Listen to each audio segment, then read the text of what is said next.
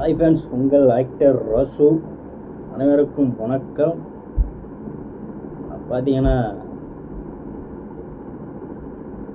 என்னோட பெரிய பிளானு, ரொம்ப சின்ன வயசுலேருந்து எனக்கு ஒரு பெரிய ஆசை.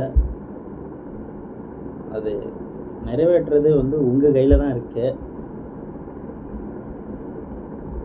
பட் கன்ஃபார்ம் ஜெயிப்பேன். மக்கள் மேலே வச்சுருக்க நம்பிக்கையில் தான் நான் இறங்குறேன். ஆனால் பார்த்தீங்கன்னா நம்மளுக்கு பெரிய பேக்ரவுண்ட் கிடையாது, ஒன்றும் கிடையாது. நம்மளே உழைச்சி நம்மளே சாப்பிட்டா தான் சோறு.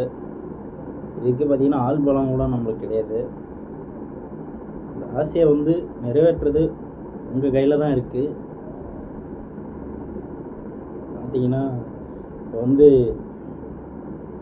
ஆக்சுவலி இந்த எலெக்ஷனில் நான் நின்றுக்கிறது, எம்எல்ஏவுக்கு நின்றுக்கிறது. என்னோடய ஆசை எம்எல்ஏ ஆகிறதுல முதல்வர் ஆகிறது, முதலமைச்சர் ஆகிறதுன்னு ஒரு ஆசை இருக்குது எனக்கு.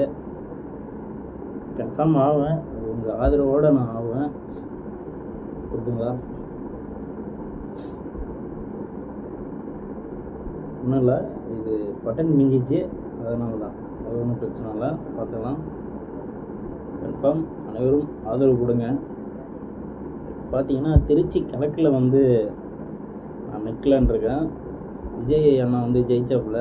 அதில் 2ல் பார்த்தீங்கன்னா 2 தொகுதியில் ஒரு தொகுதி ராஜினாமா பண்ணிட்டார். அது திருச்சி கிழக்கு சொல்லிட்டாரு. திருச்சி மக்களே, திருச்சி கிழக்கில் உள்ள மக்களே, தமிழ்நாடு உள்ள மக்களே அனைவரும் உங்கள் தம்பிக்கு, உங்கள் பையனுக்கு, உங்கள் பிள்ளைக்கு, உங்கள் தம்பிக்கு, உங்கள் அண்ணனுக்கு ஒரே ஒரு வாய்ப்பு கொடுங்க. ஒரே ஒரு வாய்ப்பு.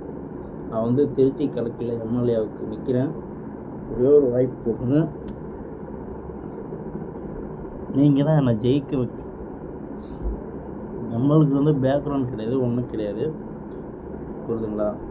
ஒரே ஒரு வாய்ப்பு உங்களை கெஞ்சி கேட்குறேன். ஒரே ஒரு வாய்ப்பு கொடுங்க. அதாவது எனக்கு ஆசை, நம்ம பேமெண்ட் இல்லாத காரணத்தை இப்பயே நின்றுப்பேன் நான். அதாவது என்னோடய பெரிய இது பார்த்தீங்கன்னா 234 தொகுதியிலையும் எம்எல்ஏ போட்டு நிறுத்தலாம் பார்த்தேன். இதெல்லாம் யார்ட்டையும் சொல்லலை நான். இப்போ நான் இது மூலயமா, என்னோடய வீடியோ மூலயமா நான் கேட்குறேன்.